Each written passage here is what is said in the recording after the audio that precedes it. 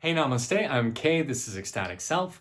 So, yesterday I shared the 5th anniversary screening of a film I wrote and directed from 2015 called The Legend of Amba. It premiered 5 years ago this month at the Utopia Film Festival. Now, I wanted to give a little bit of an update about if you watched the film, you heard me express some ideas that seem congruent with where I'm at today, but obviously I've evolved quite a lot since that time. So I wanted to, in today's video, just talk about how I've developed, because we are always changing, we're always growing, hopefully, because I think we all know those people who are more or less the same that they were when they were freshmen in high school, and they're now 50 years old. But hopefully we're growing and evolving. So I talked about this a little bit in a video from 2 days ago. But at that point in my development, when I was writing and producing this film, I had been out for 2 years, and I felt like I had gotten a pretty deep sense of who I was. And I'll also mention at this point, I had also been living in an ashram for about over 6 years. I would live there for about 7 until I moved to Los Angeles for a play that I was acting in. And so I felt like really assured of myself. I felt like I had it all figured out, or a lot of it figured out. But then I would have some major things happen in my life that would change that. In the following year, 2016, I would have a heartbreaking departure from my spiritual tradition that I was a part of. I would leave the career of acting, which I had worked so hard towards, and leave the entertainment industry, and I'll actually talk about that in tomorrow's video specifically. And I, during that time, would also meet and very, very quickly fall in love with my husband. And I've talked about him a bit in other videos, but he is legitimately the most remarkable human being I know, but he has taught me so much about myself and so much about being grounded and humble, and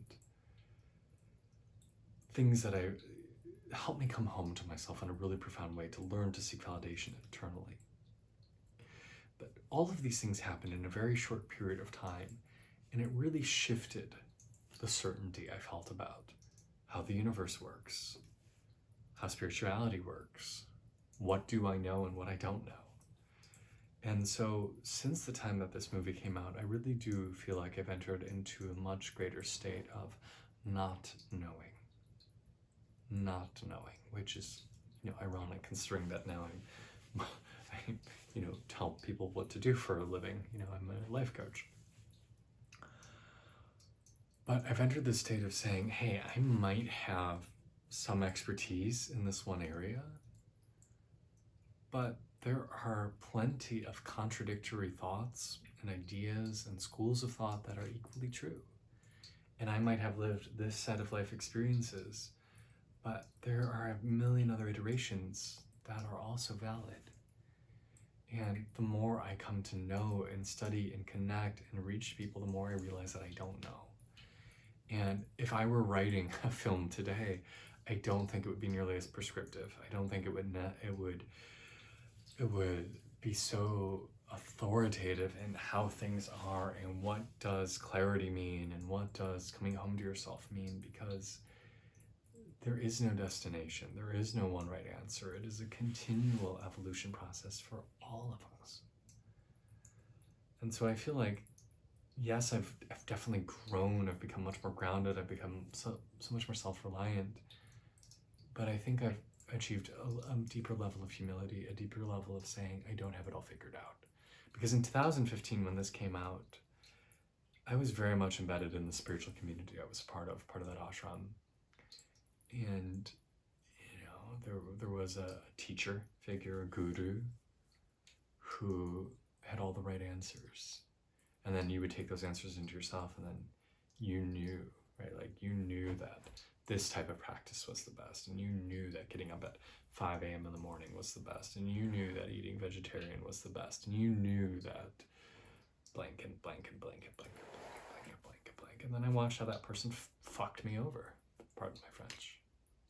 How they didn't have it all figured out. And that breaking cracked me open in a really beautiful way. It really was that what I needed. I think I'm a much stronger, much happier, more whole person now because of those experiences since this film came out. But I am a different person. I have been changed through that. So that's just a little bit about how I'm different now.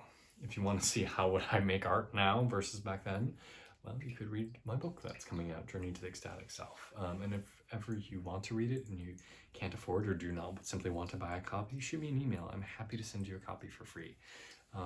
Me releasing this book has very little to do with me trying to make money. Money's nice when it shows up, but it's more about trying to build community and trying to connect with people and to give them resources that will be helpful. And not everyone has the opportunity to work one-on-one with me as a coach, and wanting to create a piece of art and a manual to help you work on your own, to create your own sort of journey. So it's very exercise driven. It's very interactive, this book, Journey to the Ecstatic Self. So let me know if you need a free copy. Happy to provide it. So yeah, that's been some of the ways I've evolved over those years. But I will say this, I'm a much happier and healthier person than I am now than I was back then. I wouldn't want to go back to where I was 5 years ago. And I feel so blessed to be able to say that, because I know there's a lot of people on the planet who long to be the younger version of themselves. But to say that I genuinely feel like these last 5 years have been well spent. And that, yeah, I might be a little more wrinkled or a little bit more whatever now. It was worth the trade.